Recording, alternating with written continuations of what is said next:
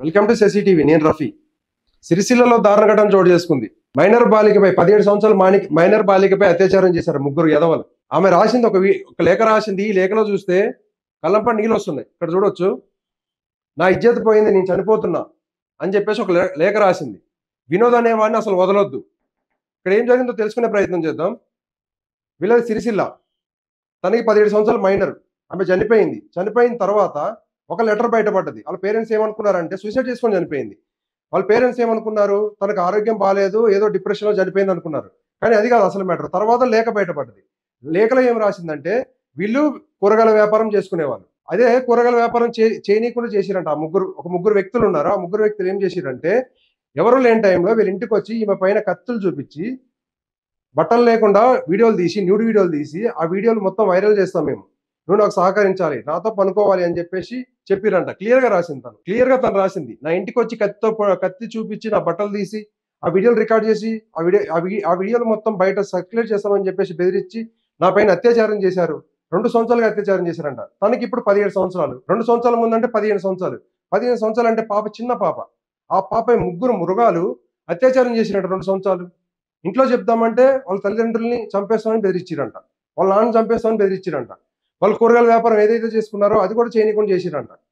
2 సంవత్సరాల పాటు ఇట్లా చేసిన తర్వాత తను తట్టుకోలేకపోయింది. ఎన్ని రోజులను తట్టుకుంటుంది తను మాత్రం? చిన్న పాప, ఎవరికి చెప్పుకోలేని పరిస్థితి. పోలీస్ స్టేషన్కి వెళ్ళి అవగాహన లేదు. దాంతో తను సూసైడ్ చేసుకొని చనిపోయింది. తర్వాత ఈ ముగ్గురిని వదిలిపెట్టొద్దు. ఇక్కడ రాసింది తను, ఈ ముగ్గురిని ఎట్టి పరిస్థితుల్లో వదిలిపెట్టొద్దు, ముగ్గురికి ఉరి శిక్ష పడేలాగా చూడాలని తను కోరుకుంటుంది. 17 సంవత్సరాల మైనర్ బాలిక పైన 2 సంవత్సరాల పాటు చేసినట్టే 15 సంవత్సరాల నుంచి 17 సంవత్సరాలు ఆ ముగ్గురిని ఎలా మనం ఏం చేయాలి? ఆ విధవల్ని, ఆ యూజ్లెస్ ఫెలోస్ వాళ్ళని పోలీసు వాళ్ళు అయితే బుక్ చేశారు, కేసు బుక్ చేశారు, రిమాండ్ చేశారు, దర్యాప్తు జరుగుతుంది.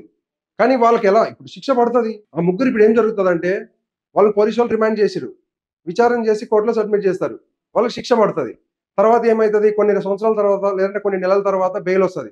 బెయిల్ మీద బయట తిరుక్కుంటూ వాళ్ళు ఏం చేస్తారు? వాయిదాలకు పోయేస్తూ ఉంటారు కోర్టులకి. ఇప్పుడు బయట చూసేవాళ్ళు అనుకుంటారు ముగ్గురు కలిసి ఒక మైనర్ బాలిక పైన అత్యాచారం చేసినా సరే వాళ్ళు ఇంకా బయట తిరుగుతున్నారు అనే ఆలోచన వస్తుంది కదా. వేరే వాడికి అది ఇన్స్పిరేషన్గా మారే అవకాశం ఉంది కదా. ఇట్లా కాకుండా వాళ్ళకి ఎప్పుడో ఒకసారి అయితే కరెక్ట్ శిక్ష పడుతుంది ఖచ్చితంగా వాళ్ళు తప్పు చేస్తే. కానీ ఇన్స్టాంట్ ఉండాలి జస్టిస్, తొందరగా జరగాలి. 5 సంవత్సరాలు 10 సంవత్సరాలు ఇలా కాకుండా కొంచెం తొందరగా అయ్యే అవకాశం ఉంటే బాగుంటుంది అయితే నా అభిప్రాయం. ఇంకో విషయం ఏంటంటే వీళ్ళని ఇలా కాదు, కోర్టు రూపంలోనే కాకుండా ప్రజా కోర్టులో నిలబెట్టి వాళ్ళకి శిక్ష చేయాలి. ఇలా చేస్తేనే అందరూ బయటపడతారు. ఇప్పుడు సౌదీ అరేబియా ఇలాంటి కంట్రీస్ ఉంటాయి, అరబ్ కంట్రీస్. వాళ్ళు ఏంటంటే ఏదైనా ఇలాంటి ఘటన జరిగి ఇలాంటిది కూడా అవసరం లేదు, జస్ట్ వేరే అమ్మాయిని చూసిన అమ్మాయితో మాట్లాడే ప్రయత్నం చేసినా సరే శుక్రవారం రోజు కత్తి పెట్టి తల నరికేస్తారు.